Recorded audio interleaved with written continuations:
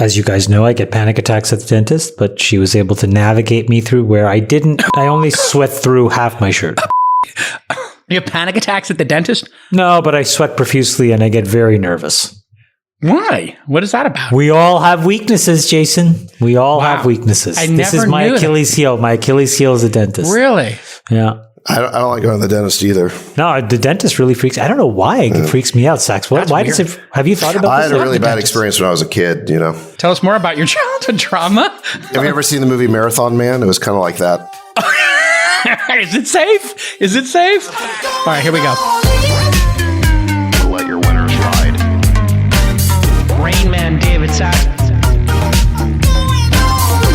And instead, we open source it to the fans, and they've just gone crazy with it. Love you, Besties. Queen of Quinoa. Hey, everybody. Welcome again to another episode of the All In Podcast, episode 37. With us today on his noble crusade conquering Europe, Chamath Palihapitiya calls us from a castle somewhere. I don't know. I can tell by the light switches you're in Europe. And joining us again, the two AIs, AI number one, David Sachs, and AI number two, David Friedberg, are here. And of course, I'm Jake Howell. Do we want to get right into the show? Or, I don't know, Chamath, if you want to talk about the dueling AIs in the group chat, debating the nature of the pod. I mean, one guy told the other guy, or one robot told the other robot to fuck off. This is what we know. It's the singularity. But it's when the robots start arguing with each other. See, you don't even know because you don't have any emotions. You told Friedberg to fuck off. Oh, that's kind of true. In fairness to Sachs, he was drinking a beverage with 14% alcohol content. No. I just think that I think the format of the pod is working, and I don't think we need to turn it on its head. That's all. I think we're going to do this. So we're doing it. Oh boy, here we go. I'm so tired and out of it right now, but let's do it. Just for the listeners' benefit, on our little group text where we do our incredibly well-prepped rehearsal for this show by texting each other maybe for 4 minutes a week, but the night before and the show. Insult each other for 3 hours. Mostly other stuff is covered over the group chat. But we were kind of debating maybe throwing in a spin and, doing a little group Q&A kind of format. Sax doesn't like it. And we were kind of joking with Sax that he loves getting his sound bites in and then turning them into little short soundbite video clips with his BFF Henry Bellcaster and putting them on Twitter and promoting them around the internet. And my point of view was, I don't think that this show should be about getting to the soundbite, that this show should be about something very different, which is elevating a conversation and creating the context for people to make decisions on their own. And that is to give people multiple points of view and all of the data and consideration when there's a big topic or a big debate underway. And it's too easy for us to take a soundbite and then use that as the narrative to try and influence people to do things or to have a point of view. And I think that is largely the problem we've broadly had in the Twitter social media era, is we are very reductionist. We bring things down to kind of a 1 sentence or 140 character statement. And then we use that as an emotional pivot point for people to get them to go on one side or the other side, as opposed to recognizing that many of the topics we address are that is the way things are done. I get it. But here is Sax's response. Okay. That is a valid point, Friedberg. No. However, humans all need to be led. They are sheeple. We need to tell the sheeple what to think and to get Tucker Carlson into office. Jason, I would like to cut to a new segment that I call Chamath Does a Dramatic Reading. Oh, no. We're allowed to read So Friedberg did say this. And now a dramatic reading from the group chat. I will be playing all characters, starting with myself. Friedberg rants, to which I say, I'm down with that. David Sachs. You keep trying to fuck with the format of the show. If it ain't broke, don't fix it. Fuck off. Fuck you. Fucker. You added the F-bombs. My response. He didn't say that at the end. He didn't say that. My response, I'm down with that. Oh, no. Am I going to be able to respond here? Yes, go ahead. Okay, Zach, in your defense, okay, you're running for office, we know. No. Look, I think that the Friedberg position on many issues often comes down to the idea that this issue is so complicated, it's so nuanced, we can't have a definitive take. And I just reject that. I think it's true for some issues. I think it's great to have the conversation, but I think there are many issues where it is possible to have a definitive take, to come down strongly on one side of it. And I think the audience wants us to do that. I think it's a little bit of a cop-out to say, oh, we're just going to table all the issues so the audience can decide. No, the audience wants to hear us give our point of view. And I didn't seek Henry Belcaster out. He found us. But you just talk to him 7 times a day and direct every frame of the animation. No. JK, let him go. Let him go. No. Henry, is one of our super fans, started making these videos. Okay. I ignored the first 10. And then finally I was like, okay, I got to see what this guy's into, right? You did too. You slid into his DMs. What is this about? Is it, I hope it's to promote his business or something, because he's just spending way too much time on this. Anyway, so now Henry does run his videos by us as a courtesy, but he comes up with them. He chooses what takes he wants to run with, and he puts it all together. Sometimes I'll have a note for him. I'll say, oh my God, whatever. He's never sent me anything. You're going to get a hold of you. He keeps coming to me. Me and Jason are on a thread. Jason, don't pretend. You're in a not group on the chat DM. with Henry Belcaster? Yes. Yes. Yes. Because he can't get through to says, you. is it okay for me to do this? And I'm just like, go ahead. But then David's like, well, actually, if we could change this and cut this word. And David's like, oh, you don't need any editing. Just let the chips fall where they may. And then he's like Machiavellian back there, like he's Scorsese, changing every fucking frame of a Henry Belcaster animated GIF made in Sao Paulo. I just think it's a courtesy that Henry's running it by us. And, David, that's it. Are you paying him? No. Have you given him any compensation at all? Okay, well, no, separately, hold on. Let Sachs get to his point. Oh, here it comes. No. Separately, after finding out that Henry and then his partner Dylan, they've got it is a business for them, okay? So I said, listen, you guys are doing great work. I think he does great work, by the way. Yeah. I said, listen, why don't you guys start doing product videos or videos for startups? You can do the first one for call-in. So they're working on a video for that. I think we're going to pay them $5,000. And if it's good, it'll be great for their business. I want them to be successful. No, but let's get to the point. Let's get to the point about reducing the conversation to sound bites. And I want to respond to your point about not taking a position on things.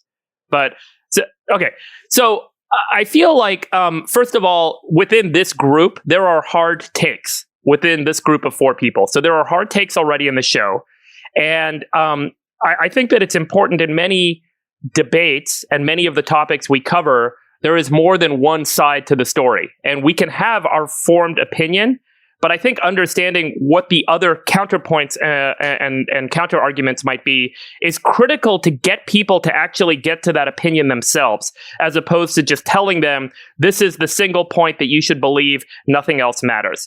And so I really think also many of these conversations are generally two sides of the same coin, and more often than not, if you zoom out, there are shared values in many of the things that we all argue about broadly as society. And I'm not trying to get too kind of philosophical here. But if you kind of distill things down to different points of view with the same set of values, or recognize that there are actually different values, you can come to a point that allows people to think more progressively and, achieve a point of view on their own. And I think that's critically missing today broadly in society, that so much is all about the good and the evil, good and bad, them and us. And we don't recognize that in moments where there are shared values, we're just sitting on, both sides of the same coin, or recognizing that sometimes having different values doesn't necessarily make someone evil. It makes them different. And that's why I try and kind of elevate the conversation a little bit, and why I care so much about this point, because I really think it's worth everyone getting a broader perspective on everything that they're addressing so that they can kind of go into things eyes wide open. Now, Sachs, I will say on nearly everything, I actually fundamentally agree with you on many of the points on the show. And so it's a little bit kind of, gets a little echo chambery for me to kind of say, I agree with Sachs. That's it. I think it's also worth highlighting why there are other points of view and why there are other arguments to be made out there. And for me, I certainly have strongly held opinions.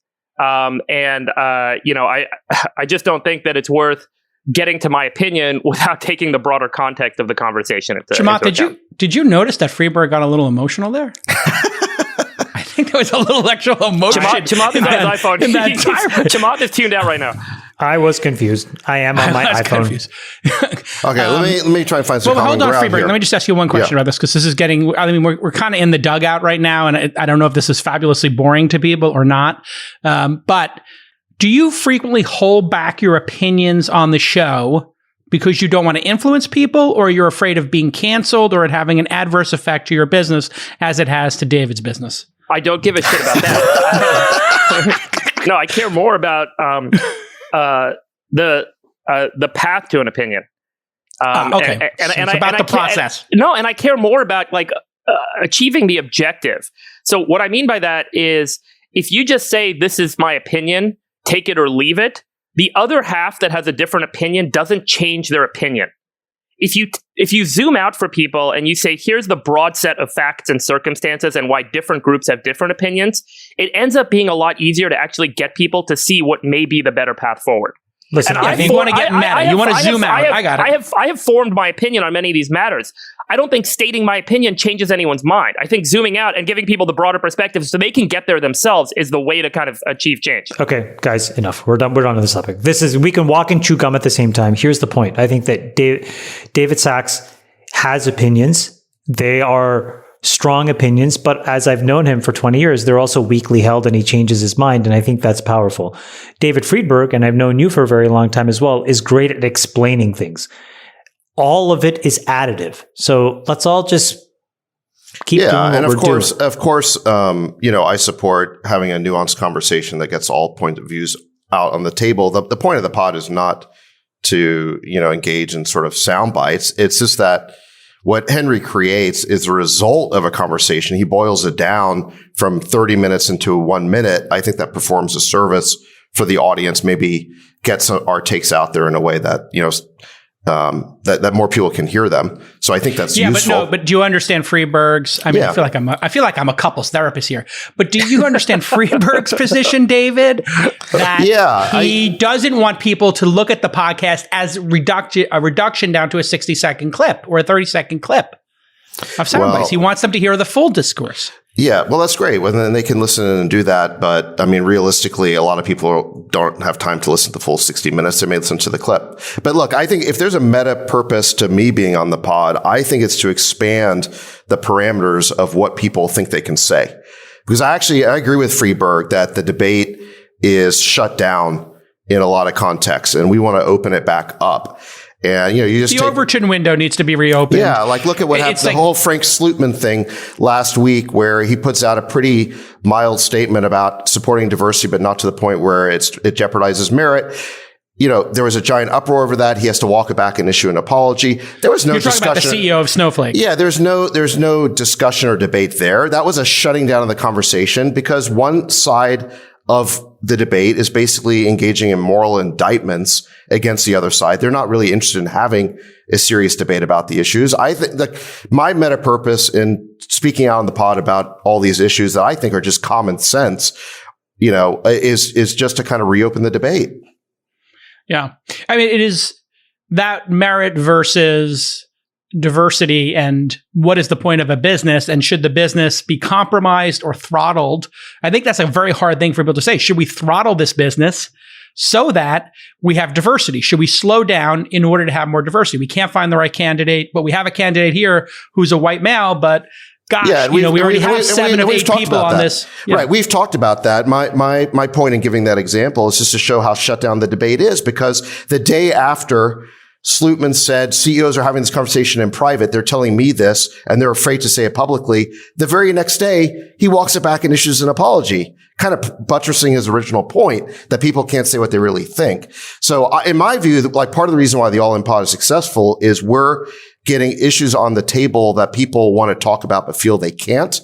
And I think Freeberg brings a very valuable perspective to that conversation.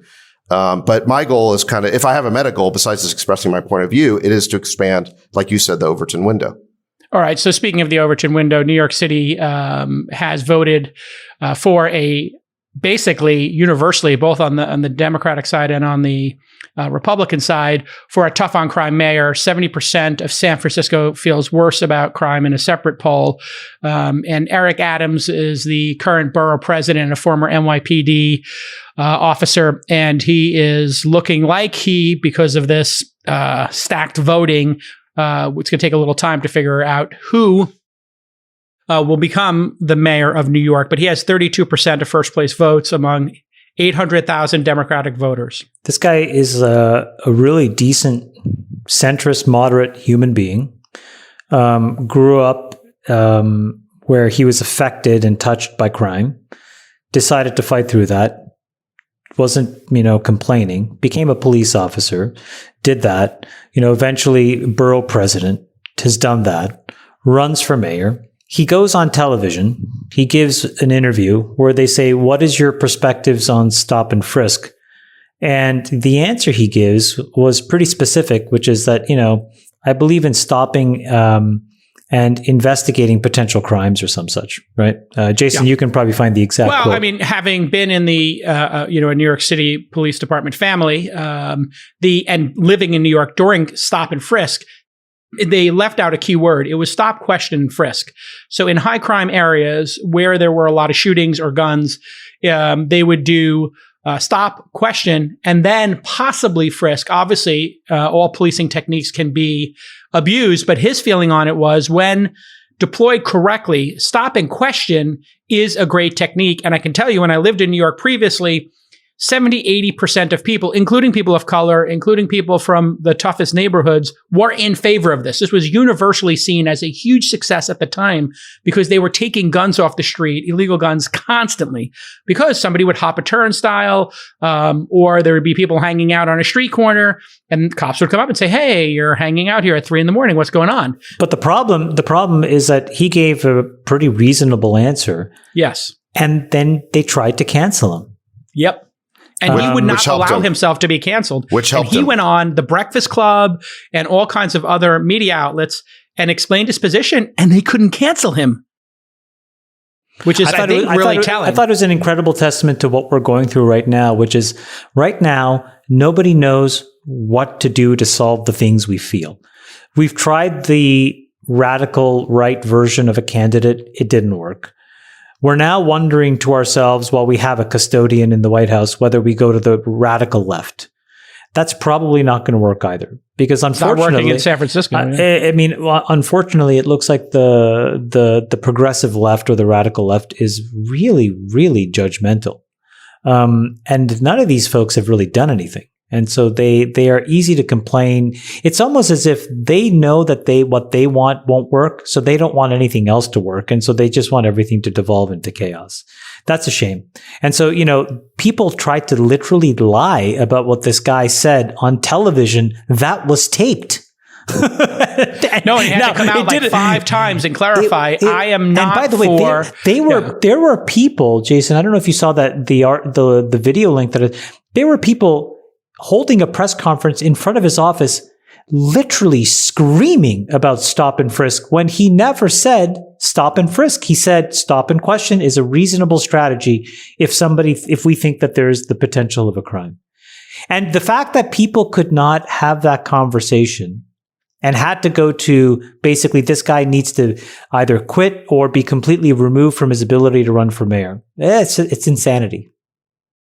Yeah, and people seem to have lost this ability to hold 2 conflicting ideas in their mind, which is, you could be for criminal justice reform, you could be against police violence, and you could be for strong policing of violent crimes and law and order. And what seems to be happening in both cities, New York, San Francisco, and other places where crime is getting acute, is that people are voting. Here's 2 other conflicting to be safer.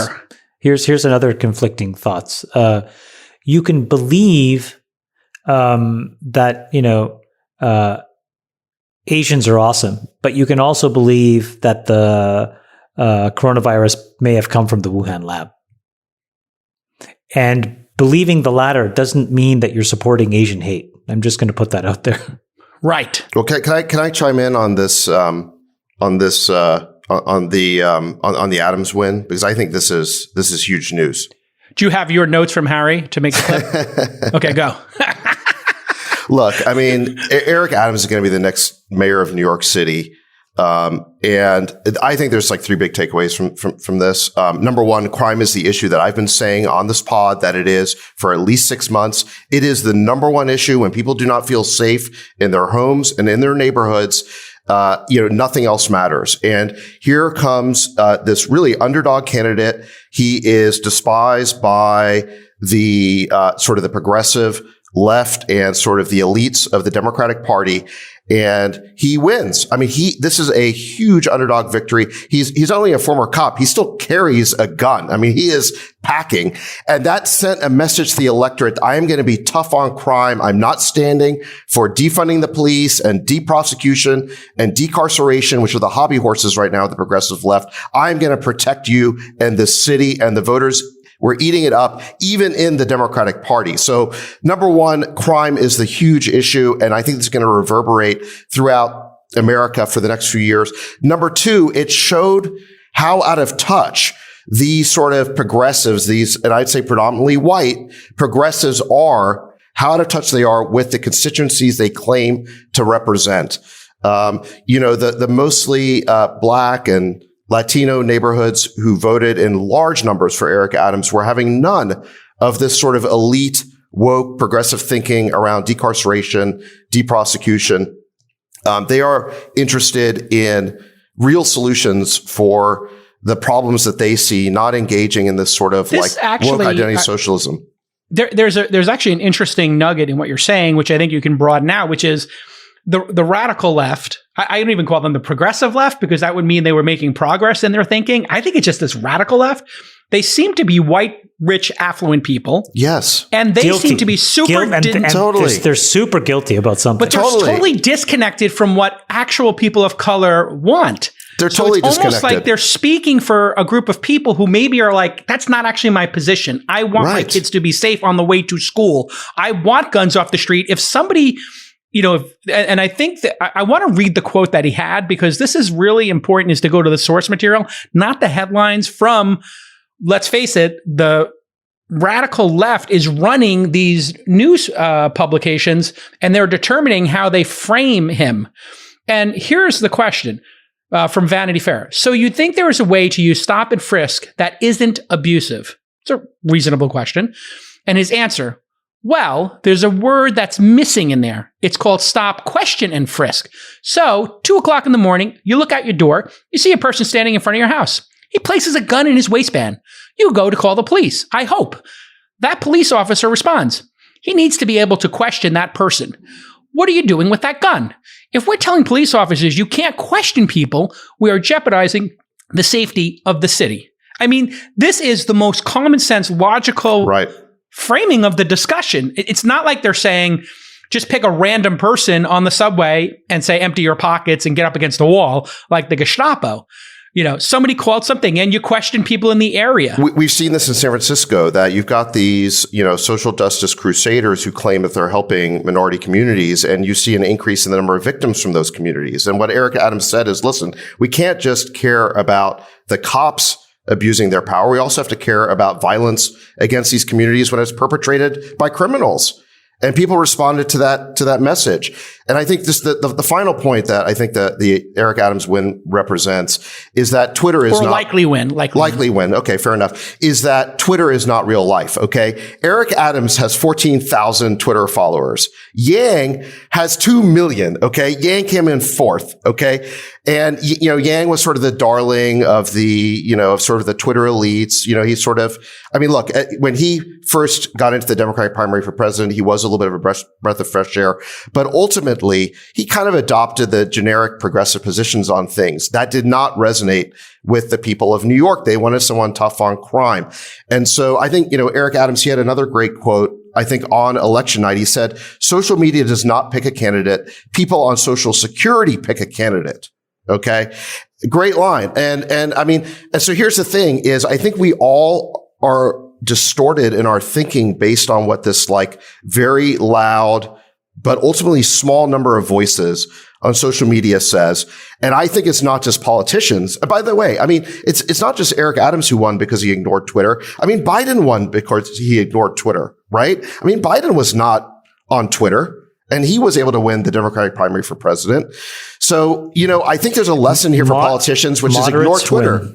Moderates can win anything and everything as long as they show up and they do the work. But if you, to your point, spend all your time trying to curate your Twitter image, all you're going to do is validate a bunch of people that really at the end of the day are trying to punch up, right? If you think about all the people that are spouting off, trying to cancel, trying to judge, there's a great quote in many Drake songs, which is like, these people have more followers than dollars. And what he's trying to say is like, you make them important when they don't need to be important. Totally. Now do CEOs, right? You've got CEOs of some of the biggest companies in the world, like Tim Cook, like Frank Slootman, who are making their company policy based on what this small number of loud voices on Twitter are saying. It's ridiculous. I mean, I think the Eric Adams win is a watershed because it shows the emperor wears no clothes. These very loud, progressive, woke voices ultimately do not have that many supporters, and all people have to do is stop listening to them. Not when it goes into the privacy of the ballot box. You have a lot of people, again, similar to what we saw in the Trump election in 2016, where all these people quietly said, "Oh, I cannot support Trump," and then 1 in 2 people went into that ballot box and said, "Fuck you" to everybody.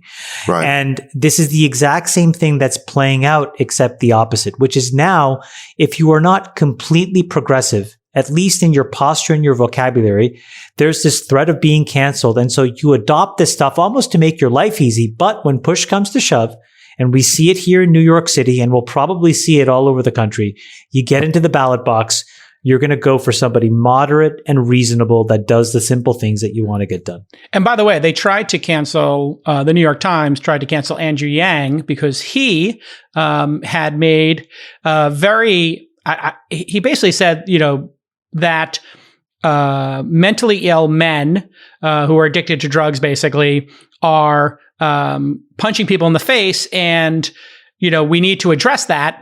And the New York Times framed it really interestingly, and I'll read you the tweet. Watch Andrew Yang's response to a question about how he would handle mental health during Wednesday's New York City mayoral debate.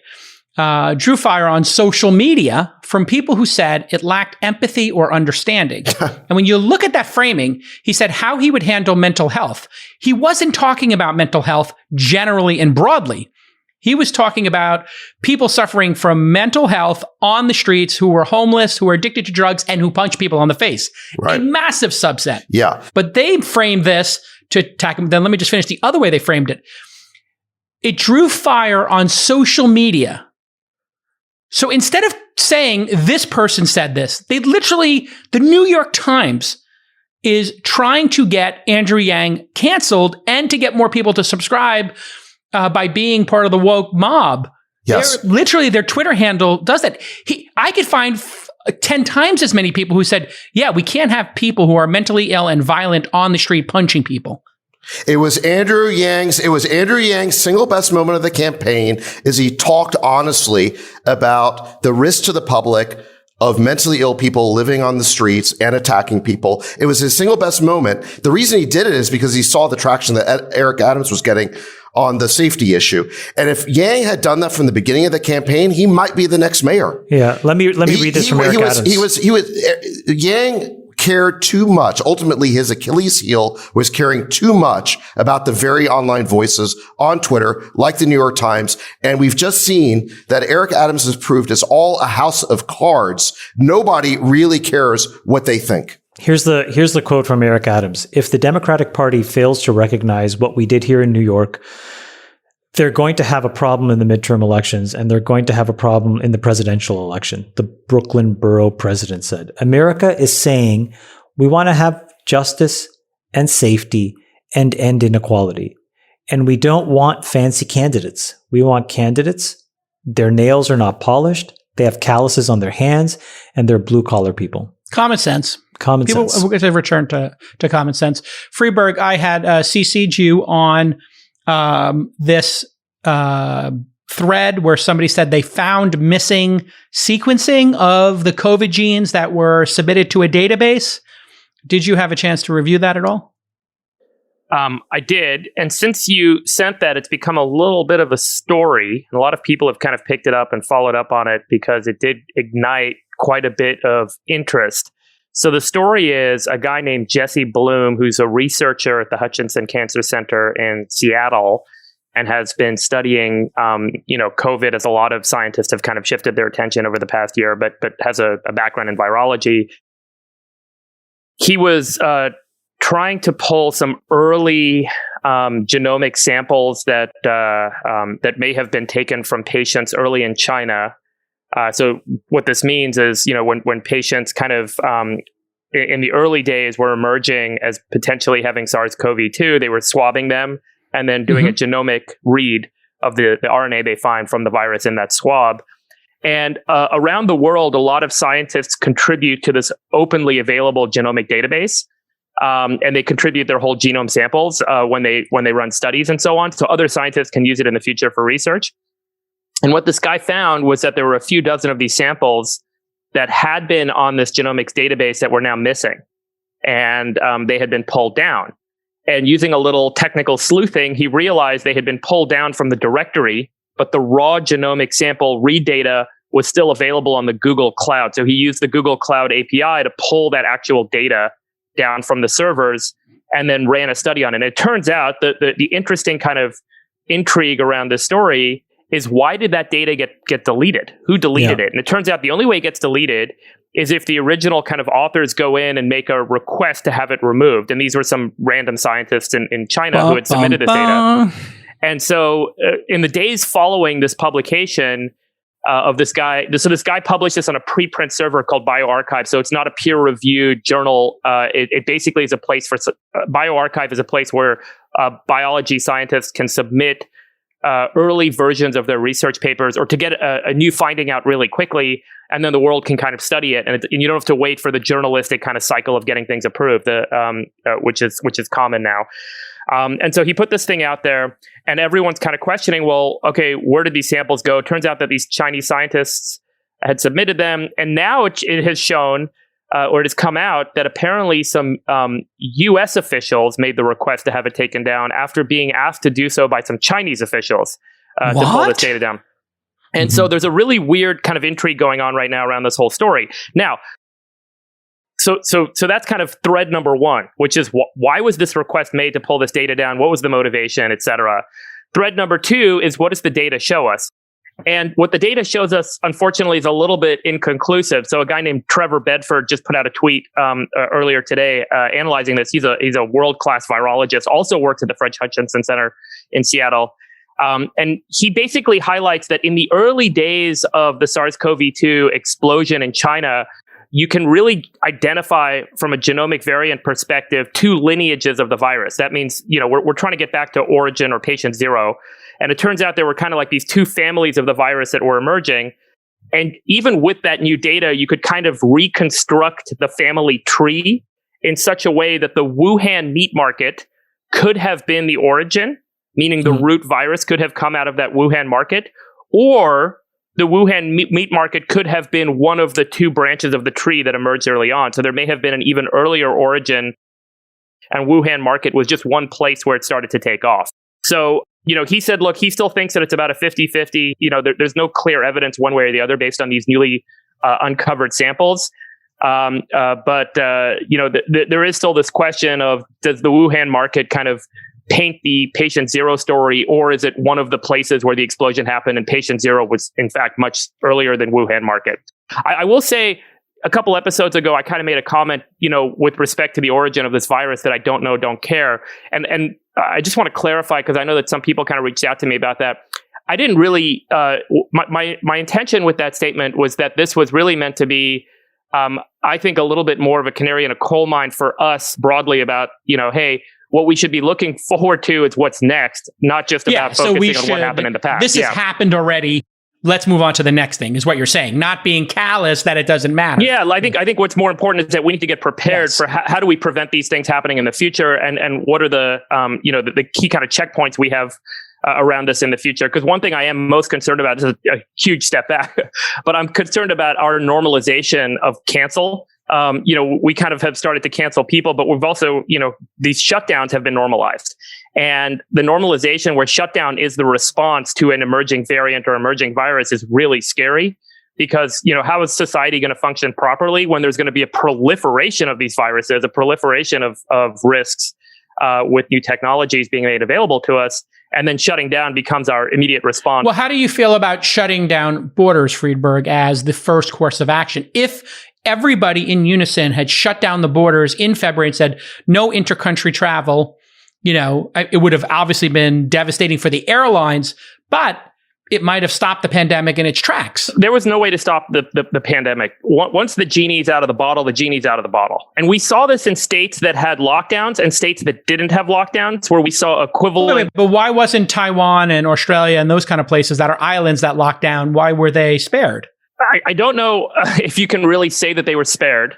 And I don't know if you can really say that people are happy with the life that they led for that year, right? I think what we need to solve for is how do we have these vaccines come to market much faster and be much more variable in their efficaciousness, because we are going to have a lot more of these kind of emerging variants over the next couple of years with SARS-CoV-2, but also with potentially engineered bugs that we need to be careful about. Question for Chamath and Sachs then.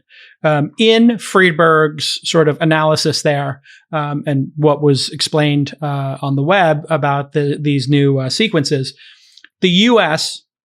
was allegedly involved in taking this down with the Chinese. If the USA, and I'm just creating a hypothesis here just to do a little game theory, if the U.S. was allowing China to take this down, what would the game theory be if the U.S. was involved in, dare I say, a cover-up or being opaque like the Chinese have already been proven to be? Why would the U.S. do that, Chamath? What would be the possible theories? And Sachs? Why did the NBA shut down Daryl Morey? But that may not be national policy, J. Cal, right? So like a scientist, an American scientist or an American official, right, could have made that request. It doesn't mean that it was a conspiratorial process to remove this stuff. Yeah, no, I want to jump the gun. I want to jump the fence and say, if in fact some U.S. people were involved, so to your point, it could be an individual covering it up, or it could be an organization in America, or it could be, some set of organizations. But Sachs, you wanted to jump in. Well, look, I don't believe the wet market theory precisely because there is a cover up. I mean, the wet market theory was the official CCP WHO party line about where the virus came from. If that was the case, why wouldn't they just throw open the gates to investigators, let them go into the Wuhan Institute of Virology? Why all the cover up? Why? And wouldn't they shut down all wet markets?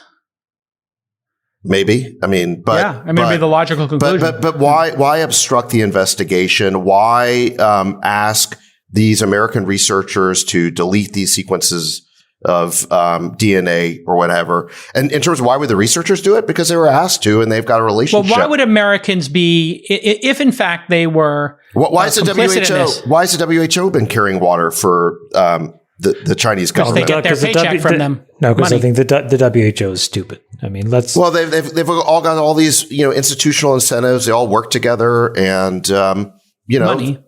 There's money involved. There's sort of relationships involved. There's bureaucracy involved. And then there's a level of incompetence. Yeah. So it could be incompetence. Could it also not be that we funded that laboratory in some way, right? We had given some money towards it. That's, I think, established. Yeah, gain of function research. Guys, I think it's I am a better. So and then I'll it's just egg say, on our face if they were in fact doing this. So I think we it's don't want to look bad, or we don't want to be in conflict with them because then Americans in the West might demand we be in conflict with China. No. I think it's what Friedberg said, which is like, look, what seemingly a low level request is made to basically delete an entry in a table. You do it, not thinking anything of it. I think it's pretty clear that this was something that leaked out of that lab. The thing that we will never, ever know is how and why, and whether it was purely accidental or something more nefarious than that. And I think this is why, to Friedberg's point, we just have to put a pin in all of that and move on and try to figure out a way where we set ourselves up so that the next time, for example, we hear about the Delta variant now. We're going to hear about other variants in the fall. It's going to be a tough winter. We cannot shut down. Yeah, well, I think we need to know what happened here in order to inform our plan for the future. So I think, to your point, walking and chewing gum at the same time, why can't we do both? Yeah. Well, I mean, think about it. So I've never heard anyone seriously argue that the lab leak was intentional. I mean, I think because that would have posed, I think, a risk to China itself. But let's say it was an accidental lab leak. What that suggests is, look, the Chinese knew everything about this virus for months while we were all here pulling out our hair, trying to figure this thing out. What is it? Who does it affect? What are the risks? We're all having these debates in the United States and trying to get to the bottom of this thing. And they knew everything about it, and they weren't telling us. But hold on, Friedberg. I mean, I think I read this somewhere, but Moderna had characterized the vaccine 48 hours after getting an email of the DNA sequence of the. Anyone can do that. Yeah, within 48. So this was done in January. As soon as we got our first but if readouts, they did make it, to David's point, why don't they tell us how they made it? It took us months. It took us months to understand the pathology of the virus, right? Yeah, it's that's not what matters, J. Cal. You can read the code; it's very readable. You can read the code within a day, and then you can pick the area, the spike protein, which we already knew about, and you can say, "Let's go build some, target." So how they got there doesn't matter, is what you're saying, Friedberg. How they created it. How they got to this, it doesn't matter. If the Chinese, you're asking how the Chinese edited the virus in a lab? Is that what you're saying? Yeah. Was this like a 3-year project? Is this the 17th version they worked on, or the second? There's so many things. Jason, you're characterizing this as if it was a designed weapon. Is that what you're saying? Well, I'm saying it was desiined not as a weapon, but they were doing what is the evolutionary word? Remember, gain of function research. Gain of function means that translate gain of function in plain English, Friedberg? So when they say gain of function, in virology, they're going to study what changes in the genome might do to biology, to an animal, to a biological system. And that study gives them insights into how a virus may evolve, or how certain parts of a virus may affect humans ultimately in different ways. And so understanding viruses, and really important when you're studying viruses, is you want to understand where they're headed, not just where they're coming from. And so to understand where they're headed, you may make genomic changes and study how those genomic changes affect the biology. So they enhanced, could I use the word enhanced or evolved? You could say evolved, you could say enhanced, you could say engineered, but very much it's about understanding where the changes in the proteins in the virus can affect biology in different ways in the future, so that we can better understand, what these viruses are capable of and prepare ourselves against them. So here's a stupid question. We found out the implications of COVID-19. And thank God we didn't have to find it out for 17, 16, 15, 14, 13, 12, 11, 10, 9, 8. You know what I mean? Yes. So that's my point, Friedberg. Would it not be helpful to open kimono, look at every single enhancement they made and what the results of those were? They did something in that lab for the last couple of years. Who's got that information? They knew. The name is the same. The name is the same. They knew Wuhan the bioweapons laboratory. The bioweapons laboratory in Wuhan. What this database thing represents is, look, there was a cover up here, and that cover up has fingerprints, and the information is leaking out, and we are seeing more evidence, and more information is going to come out. I actually disagree with you guys that we're not going to learn more about what happened. I think we're going to learn a lot more. We're going to learn a lot more. And it's going to get worse and worse. It's going to be. But Sachs, where does it head? So, let's say we discover. That was my original question. Let's say we discover that there's an accidental lab leak out of the Wuhan Institute of Virology. A scientist got infected, left the lab, gave it to her boyfriend. People spread it in the street. Suddenly it became a whole pandemic. What do we do? What do you think the response is? Do you think Americans basically now impose sanctions on China and we lead to a Cold War? Where's this all headed? Well, and what are the motivating principles of politicians who are going to respond as that evidence comes out? Yes, that's what I want to know. Okay, number one, I've said it before, we got to reshore the whole pharmaceutical industry. We cannot be dependent on China for our pharmaceutical supply chain, our antibiotics, our PPE. That is insane. Second of all, I mean, we got to be more realistic about the nature of the regime that we're dealing with. They knew everything about this virus for months while we were trying to figure it out. Where does it take us? Like, let's say we find out that to be true. Where does this, what happens next? Decoupling. Here's another thing that I think needs to happen, which is that Decoupling. But I guess that's, sorry, Chamath, one sec, but doesn't decoupling happen either way?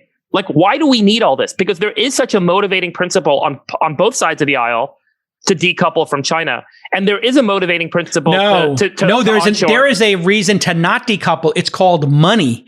There is a group of elites who do not want the decoupling to happen. From the NBA to iPhones, Apple, the NBA, and Disney do not want to decouple. They want to integrate these two societies so that we can make money. I'm not sure that decoupling is my theory of what people are scared of. No. Okay, wait. People are scared of a decoupling. I just want to say two things. I don't think that there's like a group of elites that want that to happen necessarily, because I think that their lives are complicated. And what they would love to have, I think, is actually two end markets. You have to remember, if you go from one global market to a duopoly market and you're a seller of services, you actually have more pricing power in a duopoly than you do in a monopoly. So, if you're Disney theoretically and you have the ability to differentially price two different pieces of content, you're going to do that. So yes. I tend to think in general, it's better for economic systems to have this bifurcation. So I just want to go back to the thing that I wanted to... Wait, define bifurcation. You're saying two different markets, but what if there is, hey, we're going to sanction, we're not going to send Disney movies in, or they're not going to let Disney and NBA in like they don't let Google and Twitter in, or iPhones are not going to be made there and Apple's going to start making iPhones in Vietnam and Pakistan and Sri Lanka. I actually think what happens is it accelerates democracy. Because again, you have an enormously difficult and thorny issue inside of China, which is they have a cataclysmic demographic bombshell going on. Yep. We have the average age in China versus the average age in the United States is now the same. Yep. Which is an unbelievable thing because China was 15 one-child policy. How'd that work China out? was 15 or 20 years younger in the early 90s when all of this offshoring started to happen in full scale. By the end of this century, China's population, I think, is projected to shrink to about 700 million people. So they are in a hugely difficult demographic situation where there's no young people.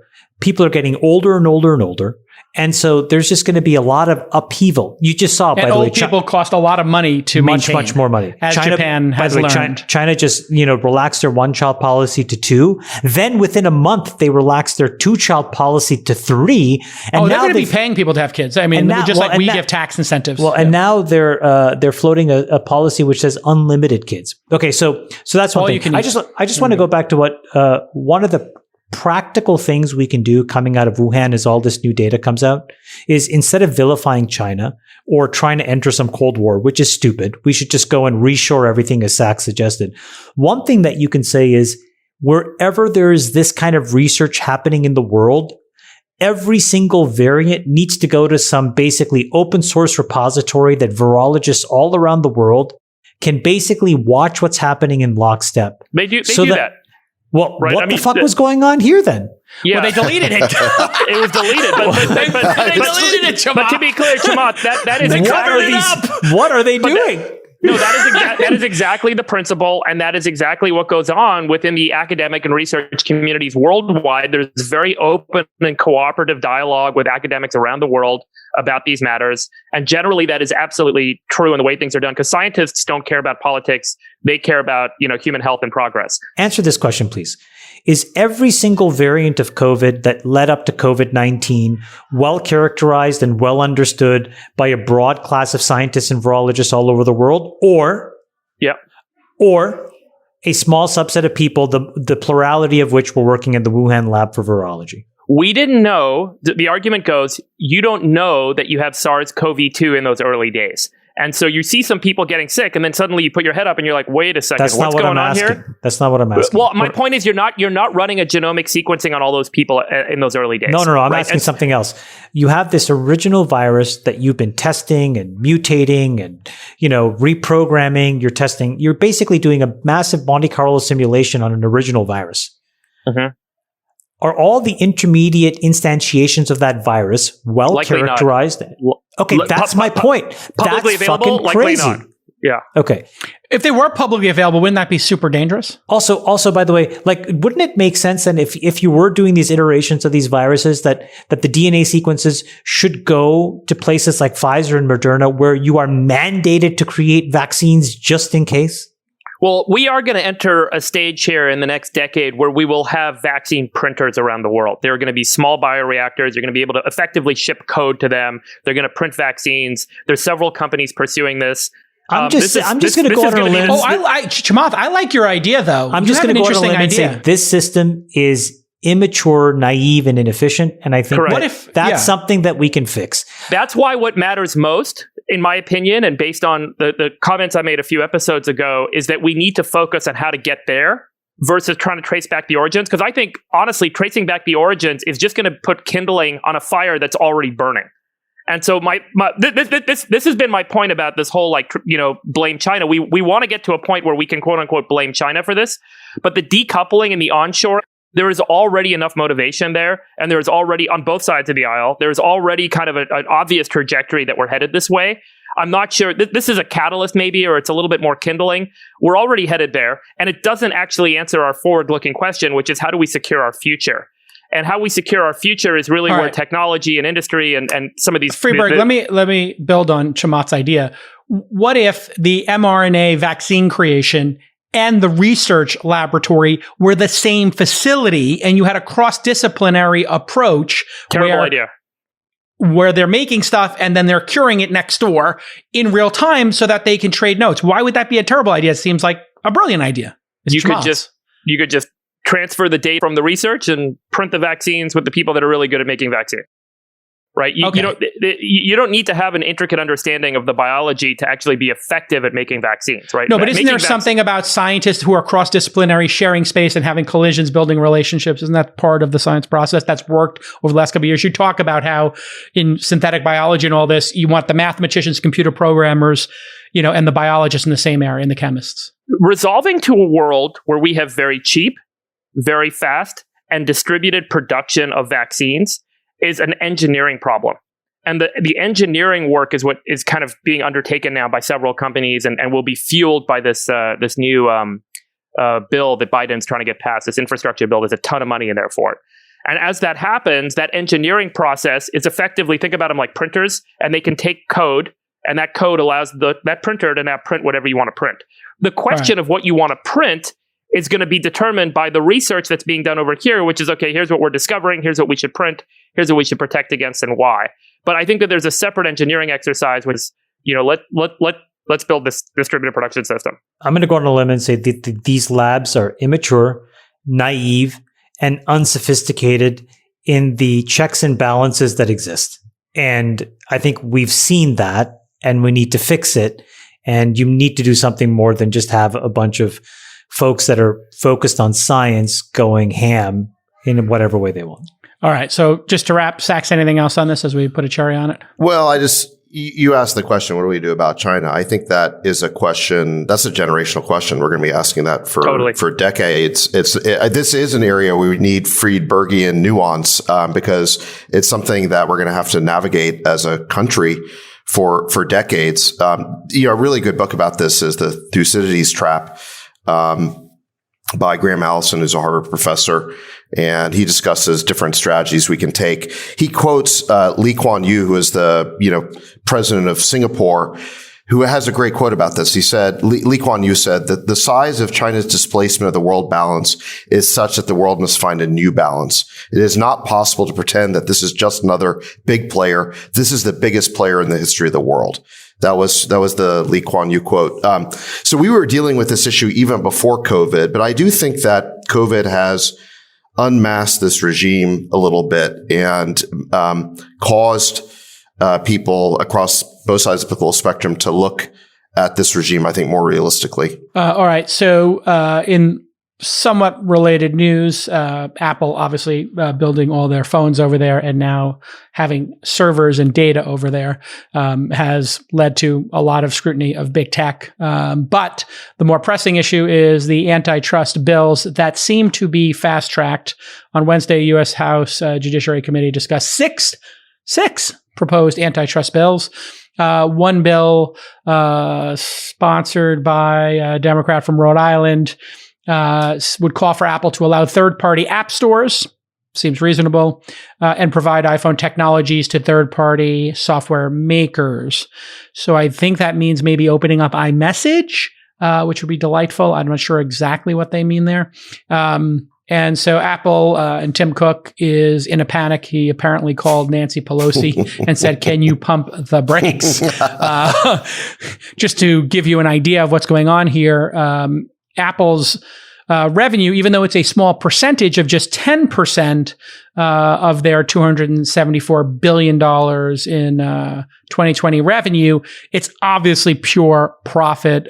Profit margin's got to be, in the notes here, it says 75%, but I would think it's even more. Clearly, services and the App Store inside of Apple is, I think, analogous to the AWS for Amazon. It is a money printing machine that's growing really fast. What do we think about Apple being forced to put other app stores on their phones, just like you can on your Android phone? I support it. I've been blue-pilled on this issue. Actually, that's what the commenters of the All In fans have said, is that why is Sachs taking blue pills on this issue? And look, the reality is, because I'm not in the business of helping $2 trillion market cap companies. I'm in the underdog business. I'm in the business of helping the entrepreneur get started with a new company. And the fact of the matter is that Apple has the market power, the same market power, greater than Microsoft did in its heyday with the Windows monopoly. They are total gatekeepers of what applications can be built on these iOS devices. It's worse than Windows. Windows was open. It was open. I mean, right. It was open. They didn't have an app store. Yeah. Right. So this proposal by Representative Cicilline. Right. So this proposal by Representative Cicilline, the Democrat from Rhode Island, would allow this side loading. It would basically loosen the grip that Apple has over the apps that can be loaded onto Apple devices. It would at least create some degree, some potential. No, it would create tremendous competition, and it's very easy to execute. Go ahead, Chamath. I think you said it really well. I am also in the underdog business, so I think the faster they've rammed this thing through, the better off it'll be.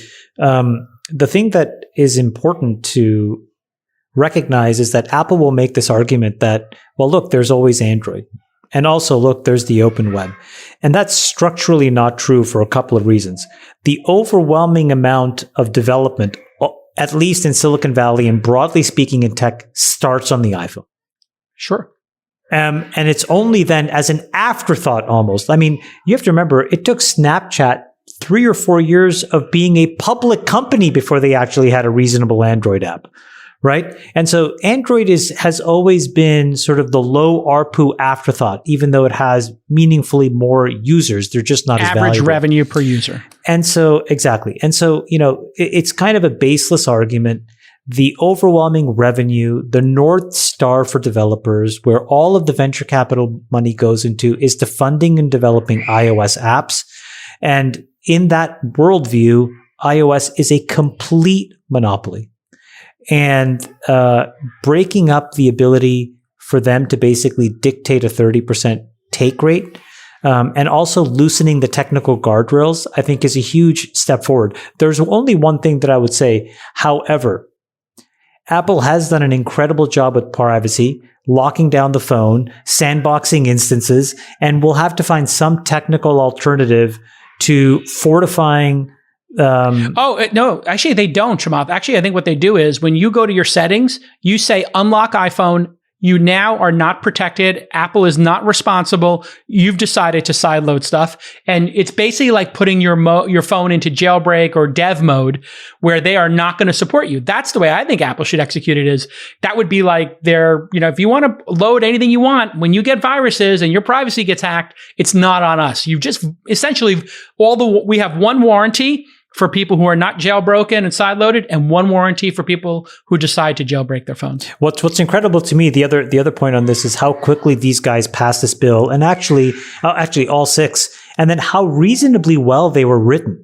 I mean, this is one topic where sometimes, politicians can really kind of get it wrong, or they can get lobbied in one way or the other. And these bills come out, they don't make sense. I mean, if you have to remember how far we've come, wasn't the first antitrust thing where like some guy asked Zuck a question about like a Model T Ford or something? I mean, it was just so stupid. They were so dumb, and they've gone from there to this. It's really incredible how fast they've caught up. I think this is just a terrible precedent. And I think if you guys, weren't going to make money by weakening Apple and Alphabet, you guys put your free market hats on, you'd kind of acknowledge that this is just a terrible precedent. We were not angel investors. We did not do the Series A of either of those companies, Friedberg. Yeah, I recognize that. And I think like if you guys had a bunch of shares in Alphabet or Amazon or Apple, your opinion would be a little bit different. But I'm just observing exactly what you said. I have shares in Amazon and Facebook. Yeah. Well, look, I think in this particular case, he's in the process of selling them. At the end of the day, if Apple and Alphabet didn't make incredible products for consumers and focused on consumer happiness, they wouldn't be as successful as they are. And much of, if you remember kind of the early days of the Apple App Store ideology, it was about curating apps and curating the quality of those apps so that the quality of the overall iPhone experience would be superior to anything else out there and consumers would love it. It wasn't about blocking out competitors and blocking out rivals and blocking out other platforms. It was about making something that consumers would absolutely love. Incorrect. And the same I think is true. Incorrect, yeah. Friedberg. They blocked third-party book stores and book readers. They blocked browsers. They wanted to own the experience. VLC and open source players. They did that because they wanted you to use their own products. They set standards. They set standards on the App Store, and as long as you met those standards, those apps got in there. So YouTube's in there. Google Chrome is in there. I've got Chrome installed on my iPhone. I think it's a better browser. It took them years, Freebird. Years, and they realized they had to give that up. They had to give up the browser. Because that's what consumers wanted. Because that's what consumers wanted. No, because the only reason Chrome is there on their back. No, the only reason that Chrome is there is because of the amount of money that Google pays Apple for search. Yeah. Look. And that was a quid pro quo in that search deal. I will bet you dollars to donuts that that's the only reason Chrome is supported on iOS. Yeah, I don't think Apple is that dumb. I'm pretty sure that these guys recognize that if consumers want something, they better give it to them. And if consumers wanted a bunch of shitty apps on the phone that didn't work and broke down all the time, you will then go through the process of jailbreaking. Should you be able to jailbreak your phone and hack it, Friedberg? I don't think that I should be telling Apple how to make their friggin' hardware. They should make their hardware, and I, as a consumer in the free market, should decide if I want to buy it or not. And if I want, it's not a free market; it's a monopoly. And if I want it's to have a duopoly. I can go buy a friggin' Samsung, or I don't know if HTC still makes phones, or Nokia or BlackBerry. I guess these guys are all dead because their products suck. But at the end of the day, if there's an alternative out there, I will buy it. And if you guys want to go fund a hardware company that builds a software platform on top of the hardware and make it compete with Apple, over here. I'm not a monopolist. I'm just pointing robber out, baron. Now I know why you didn't want to say your opinion. You're a goddamn robber baron. It's really interesting that Freeberg actually on this issue is actually the free market monster red pill. No, and everybody else is sort of blue pill. But David, again, you're right. I'll point out. I don't think it's about red pill, blue pill. Books. Yeah. No, I'm speaking my book. I completely agree. I really better for like startups. Creative destruction. I think it's better for startups. I don't particularly have a lot of trust or faith that these big companies, when they get this big, are particularly well run or have the best interests of the broad market in their minds. And so, yeah, I'll be honest with you. I hope these companies get broken up. I think it's great for what we do. I think it's great for entrepreneurship. I think it's super phenomenal for the innovation cycle we could be a part of. And I would hope to participate in that and make a bunch of money along the way. I think the best way to destroy a monopoly is to build better technology that disrupts them. And that has always been the case throughout history. And anytime government gets involved and tries to break up a monopoly in a way that is not natural to the way the market forces might demand, you end up declining in innovation standard. We have to disrupt Apple. We have to disrupt Amazon. We have to disrupt Alphabet using technology if we want to have an advantage to go win in the market. And by having government come in and intervene, I feel like it ends up being like this cronyism, which ultimately affects markets in an adverse way. Here's the problem: is that the developer network effects around an operating system monopoly are insuperable. You cannot overthrow them. There are now thousands and thousands, maybe even millions of apps have been developed on the iOS system. And no competitor can ever get that kind of traction. It is the Windows monopoly all over again. And by the way, Microsoft and Windows might have dominated the internet if it weren't for the government coming down with the whole Netscape litigation. Netscape didn't survive, but it kind of froze Microsoft in its tracks and prevented them from dominating the nascent internet.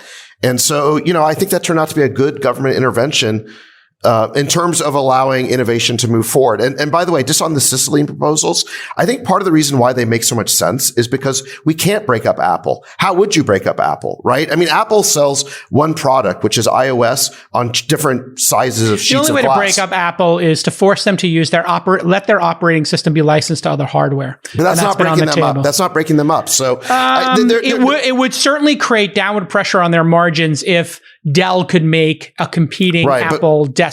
Okay, fair enough. But what I'm saying is there's no natural fault lines within Apple like there are at Amazon or Google, right? Yes, there's nothing to chop off. Amazon could spin out AWS very easily. Google could spin out YouTube or maybe Enterprise. Instagram, yes. Apple's not going to separate iPad and iOS. Yes, of course. So what that means is because you can't split up the company, if you want to address their power, the only way to do it is with proposals like sideloading.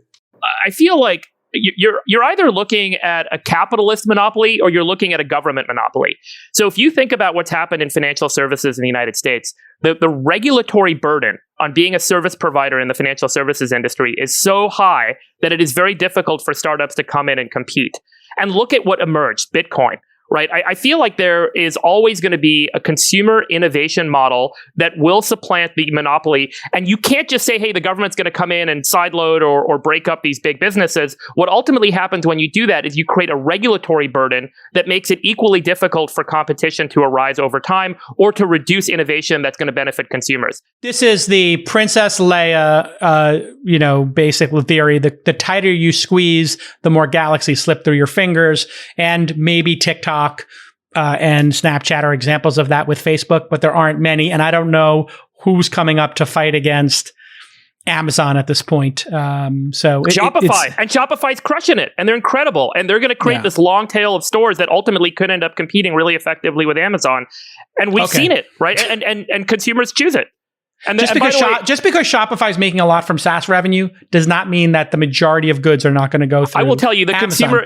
consumer experience on Shopify stores is fantastic. I mean, we all don't realize it, but we're buying a ton of stuff from Shopify stores. It's pretty good. And it has forced innovation. And I will also highlight that one of the benefits of these scaled businesses is that they end up having the resourcing to fund new and emerging businesses that otherwise wouldn't be fundable. I don't think that AWS would have emerged, and therefore Google Cloud and all these other alternatives wouldn't have emerged if Amazon didn't have this incredible or the Chromium open source Waymo, project. And think about the industry that emerged Chromium, around Waymo, right? Android. But nobody's suggesting to have broken these things up in 2007. But it's 2021, and things have changed. I don't know what's down the road that we're going to miss out on, right? I mean, I guess my point is let the consumer make the decision, as opposed to create regulatory burden that over time has its own costs. What is the downside to allowing somebody who wants to put an app store on their iPhone? What's the downside, Freeberg? What's the downside to letting me have Amazon's app store or Android app store and me to pick that I want to just have one set of subscriptions and I prefer the Android store? Why is that a bad thing? I'm not making it personally. The Apple argument is that the the quality of, I just think it's a little bit short-sighted for us to all jump to say, let's break up big tech. Like the quality of what's come out over the last decade is incredible. And the new products that have come out is just mind-blowing. And, we all kind of miss the fact that these are the beneficiaries of scaled businesses. And, you can't really see a startup go do Waymo, right? We are not saying break up big tech. We're saying get rid of the 30% app store fee because that negatively impacts our portfolios. Let's be clear here. This is screwing with the margins at a lot of the companies we invested. We want that take rate lowered. I mean, if Apple just made the take rate 15%, this entire thing goes away. Epic Games feels great. Spotify's feel great. That's what they should have done. When you overplay your hand and then all of a sudden you create a group of enemies from Netflix to Spotify to Epic Games, that was Apple's big mistake. They should have given those people a lower rate and just slowly lowered the rate, which is what everybody's doing now with creator percentages. And I think that's what YouTube should do now. The 45% they're taking, just lower that to 30. Just give up a little bit of the take rate and people will feel more reasonable about what you're taking. Can I bring in that Substack article by Antonio Garcia Martinez? It was called. You want to end on that, or you want to end on McAfee getting killed by the Mossad? I don't want to just end. I want to end the Apple segment on AGM's article, which was called "Bad Apple." Although great article. Yeah, I mean it was unbelievable. But David was so. I just want to let people know how excited David was about this. David, I think, is like ready to be in a full-blown bromance with Antonio. I mean, which David are you talking about? I'm talking about you, Sachs. You are you in love with Antonio? It's a big pause. Oh, he got cut out. We lost him on Zoom when I asked him if he's in love. Apple came in and they pressed pause. Apple pressed pause on the stream. Look, he's frozen. Look at the frozen look in his eyes. Oh look gosh. How that's the look of love. Jamal, did you read that article? Of love. I thought it was really well written too. It was well written. He's a great writer. Great writer. He's a really, really good writer. But here's the thing. He is getting paid probably $300,000 to $700,000 to write on Substack after getting fired and after getting a giant settlement from Apple, whatever that's going to be. So he is making out like a bandit. But I thought the funniest part was like, I'm not being silenced here, because I'm now being paid to talk about Apple for the next year by Substack. But I thought his most salient point was Steve Jobs would not have been able to exist in the Apple that exists today. He would have gone run out of Apple is what he said. He would have been canceled. I mean, Steve Jobs would have 100%. David, you broke up when I asked you if you were in love with Antonio. I think you got... No, Apple cut you off. Yeah, exactly. No, look, I think I don't agree with everything AGM writes, but I do think he is a fantastic writer with a lot of interesting perspective. And that ending of that article, the reason I want to mention it is it kind of goes to Friedberg's point about how much innovation is there really at Apple now that the genius who created it is gone. And he ends his article by saying, when Apple launched the Mac computer in 1984, they famously ran that Super Bowl ad that featured a solitary figure flinging a sledgehammer into a Big Brother-like face, spewing propaganda at the huddled ranks of some drab dystopia. And then AGM says the tech titans nowadays resemble more and more the haranguing figure on the screen rather than the colorful rebel going against the established order. Whether it be hiring policy or free speech, Silicon Valley has to decide whether it becomes what it once vowed to destroy. The reality is the great genius who founded Apple is long gone. It is run by HR people and woke mobs. It's run by a supply chain manager. Exactly. And so there's no more innovation there. They are just a gatekeeper collecting rents.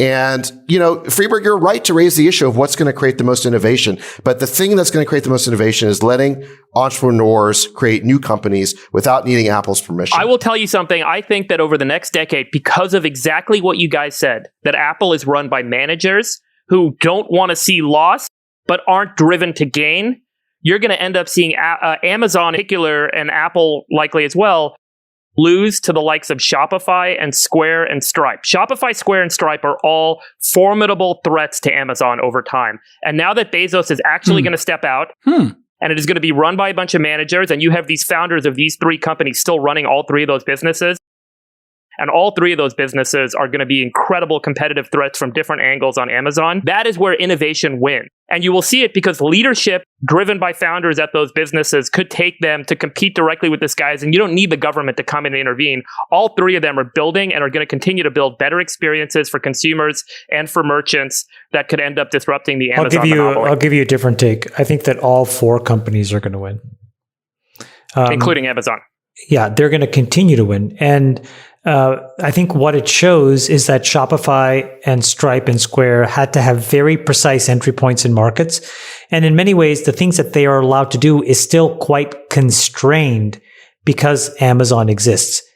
I think that that's fine. That should be allowed, but I don't think that's what's going to get, legislated and then litigated over the next 10 or 15 years. It's a handful of very specific practices that constrain what folks can do. I think the App Store is a constraint. The algorithmic nature of Facebook's newsfeed and Google search are constraints, and people are going to test those things. And I think that in testing it, you're probably going to do what the government was successful, as Sachs said in 2000, which is just slow these guys down. You have to remember, at some point, there were probably more DOJ lawyers inside of Microsoft than product managers.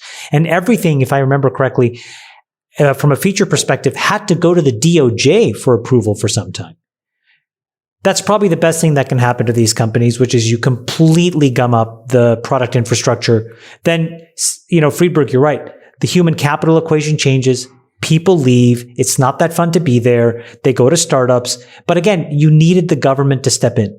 And they're not going to necessarily solve it, but they can really slow down the overreach of these companies for the next 20 years. And I think that that's net additive for the world. Here's my prediction. I think the pirates are assembling themselves, whether it's Coinbase saying we're not going to have politics at work, or Antonio, and the end of cancel culture, the end of taking the hysterical left or the trolling right seriously. I feel like that is ending, and this great nightmare of hysteria is going to end, and the Overton window is going to blossom and open up, and people are going to be more innovative and accepting of new ideas and be reasonable and not cancel people who wrote something 5 or 10 or 20 years ago. Go reasonableness. Let's go reasonableness. Well reasoned.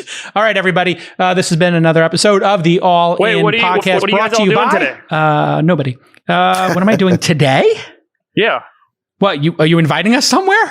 No, I'm just wondering what. Or is this a flex? Are you gone kite? Or did you get an electric? You got an electric surfboard, didn't you? It's 8:30 p.m. for me, so I got to go hang out with my family.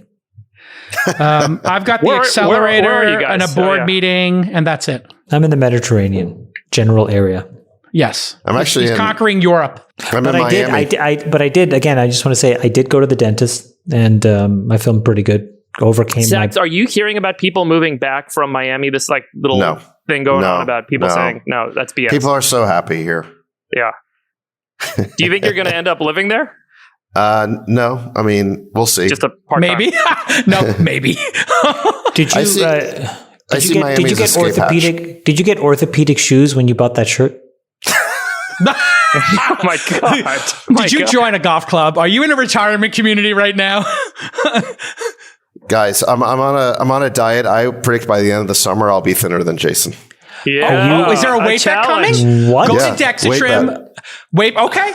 Bring it. Go to Dexatrim. Dexascan, whatever. Go to Dexascan and let's go. Next episode, show your Dexascan. I'll show mine. Weigh in. Do it. Dexascan, and then we'll propose a bet.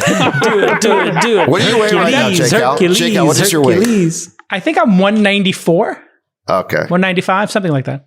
And what's your height? What are you? 5'8.5". 5'9". What are you? You do look thinner. Yeah, I think I've lost about 5 pounds already. I'm about 185 right now. And what's your height? 5'9". Oh, we're the same height, and you weigh 10 pounds less. You look good. Are you on any pharmaceuticals to lose weight? No, I'm doing intermittent fasting. I'm doing no carbs, and I'm trying to be as plant-based as possible. So. Go Sachs. Nice work. Oh, good for you, Sachs. Awesome. You do look better. You feel good? More energy? Yeah. I mean, I was getting just that extra 5 pounds, kind of tipped me over. I think I got another 15 to go, but. You think you could be 170? Oh, wow. Yeah. That's my goal. Have you cut back on drinking? Yeah, you can only take on so many demons at once. We had some incredible wine last night. You know. Well, I thought you were a vodka guy. Can't you just do like a vodka and soda and be good? I don't want to give up. I can't give up wine. You know. I can't wait till we play poker and drink some more Tomas wine. That's so fun. Oh, I can't wait either. Love you, Sax. Love you, Harry. Love you, Harry videos. Love you, All In Stats. Back at you. All right. This has been the All In Podcast, brought to you by nobody. And if you'd like to join the All In chat, you can join our iMessage group. The first 10 people, it's $10,000 a month. We're going to monetize by allowing 10 people to be in the iMessage chat for $10,000 a month each. And get to break chops. It's only like $300 a day to be in the... I got to figure out a way to monetize this. All right. We'll see you all next time. Bye-bye. We'll let your winners ride. Rain Man David Sack. And instead, we open source it to the fans, and they've just gone crazy with it. Love you, Besties. Queen of quinoa. Let your winners ride. Besties are gone. That is my dog taking a notice in your driveway. Oh man! My haberdasher will meet me at Clinton. We should all just get a room and just have one big huge orgy because they're all just useless. It's like this sexual tension that they just need to release somehow. Wet your beak. Wet your beak. Your feet. We need to get merch. Besties are back. Going on.